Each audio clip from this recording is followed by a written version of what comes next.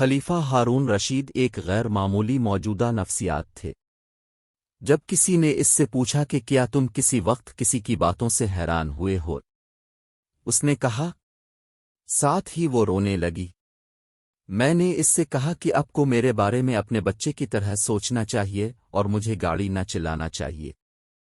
انہوں نے کہا کہ میرے لیے یہ کس وجہ سے مناسب ہوگا کہ میں اس بچے کے انتقال پر آنسو نہیں بہاتا۔ تمام چیزیں برابر ہونے کی وجہ سے خلیفہ میرے بچے میں بدل گیا۔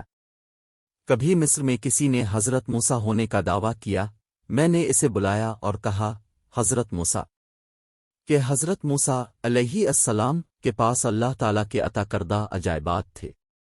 اس صورت میں کہ اب موسیٰ ہیں، کوئی مافوق الفطرت واقعہ دکھائیں۔